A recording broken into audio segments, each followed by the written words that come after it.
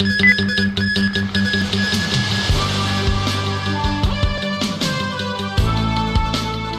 about President Xi Jinping's remarks about national security during his meeting with Hong Kong and Macau delegations yesterday.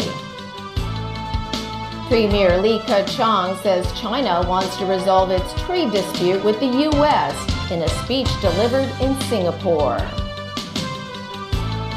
And in the Middle East, the most serious escalation in cross-border attacks since the 2014 Israel-Hamas war.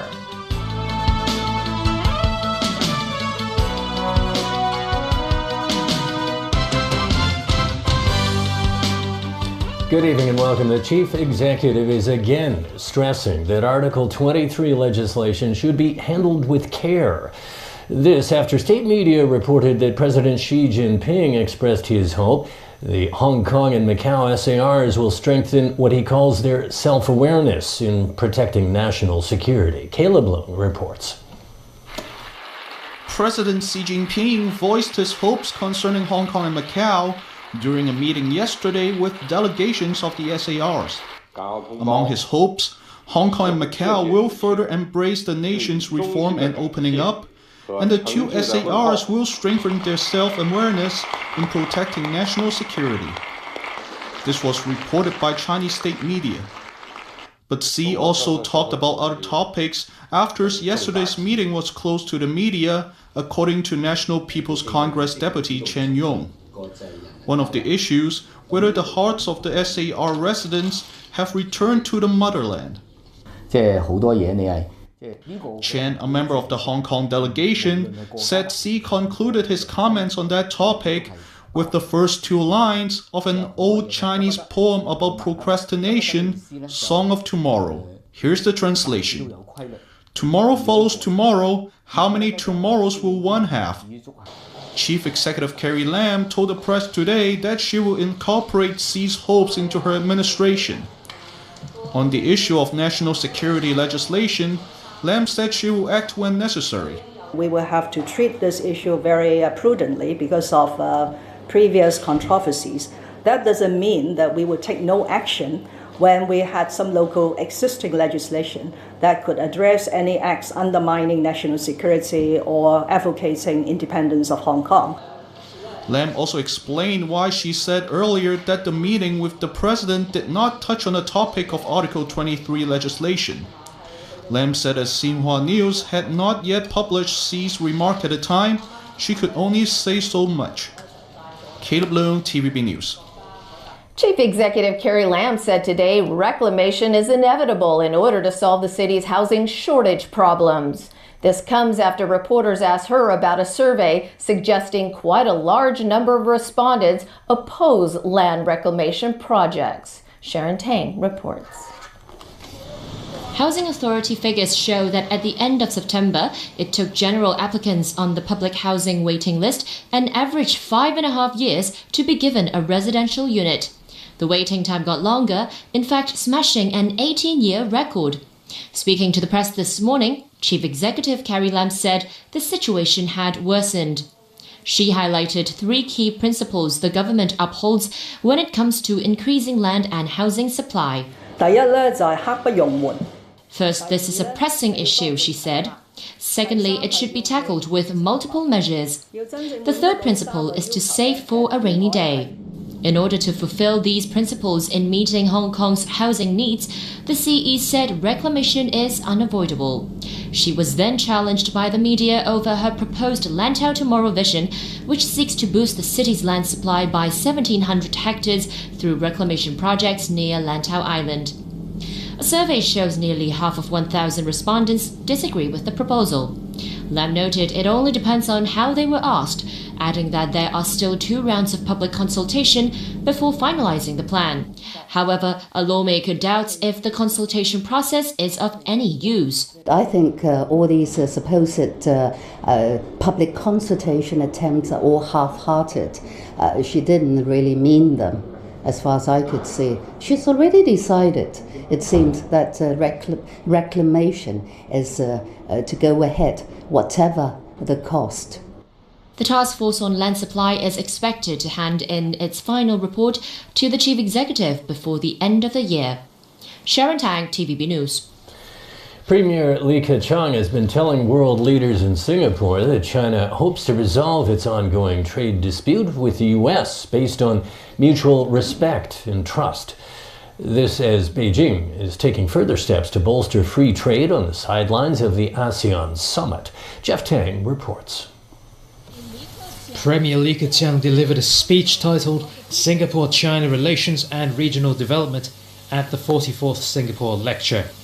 The event, considered one of the city-state's intellectual highlights, brings global statesmen and leaders together to discuss topics of regional and international interest. Li's talk centered around a consultation with Southeast Asian nations on a code of conduct in the disputed South China Sea.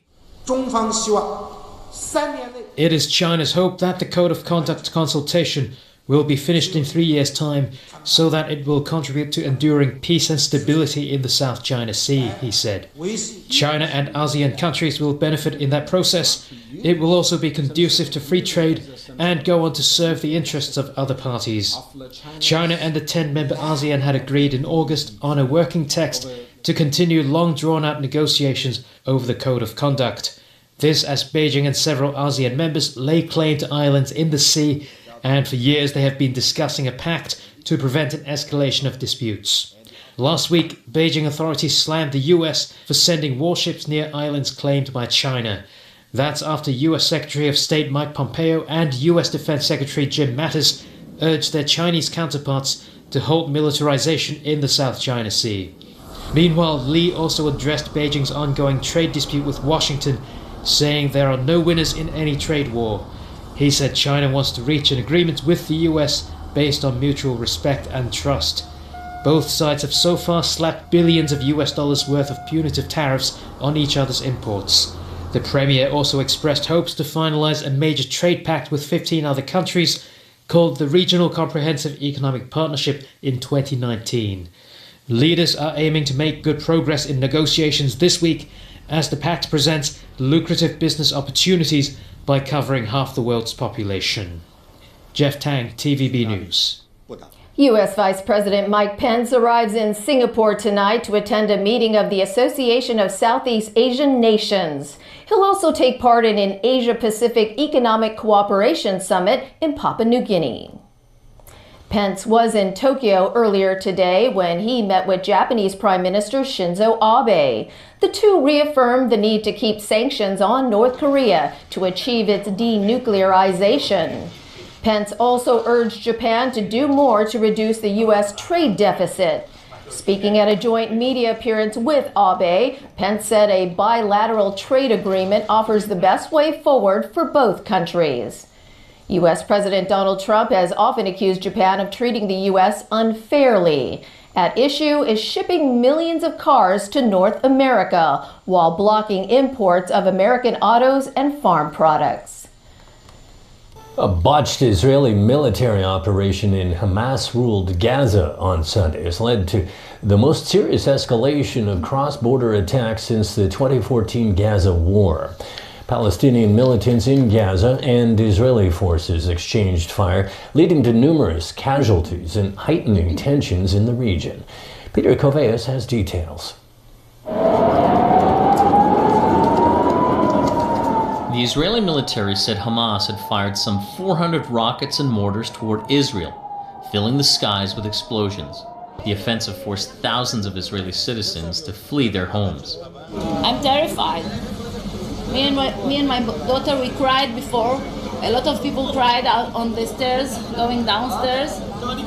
And there's a lot of babies here. Everybody was evacuated outside, must stay outside. I hope that everything's going to be okay. Israeli warplanes responded to the Palestinian attacks with dozens of airstrikes. An intelligence compound and Hamas's television station were among the targets. Rockets also damaged numerous homes in Gaza. This resident said the smell of smoke and fire was overwhelming. The walls and glass collapsed around him because of a missile fired by an Israeli F-16 fighter jet. The latest flare-up began after Hamas, the Islamic group that controls Gaza, said undercover Israeli forces entered the territory. A battle ensued after that discovery. 7 militants, including a Hamas commander and an Israeli military officer, were killed in the fighting.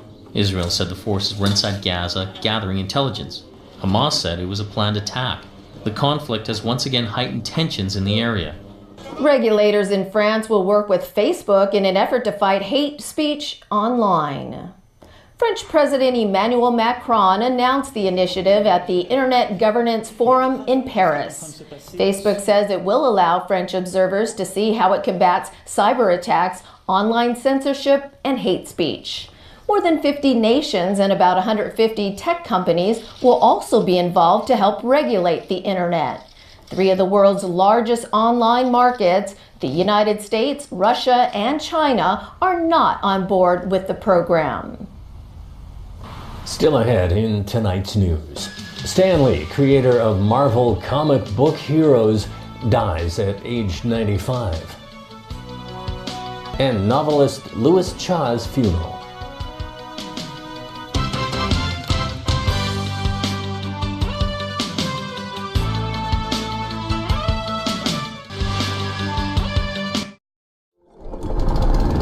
鏈鋸、割草機、吹葉機，全部都會污染我哋呼吸嘅空氣，所以我哋研製電動產品。我哋想拓展中國以外嘅市場，但係負債風險好高，可能會血本無歸。安達出咗一份保單，令我哋可以出口至世界各地，而唔會威脅到公司嘅業務穩健。結果一切進展順利。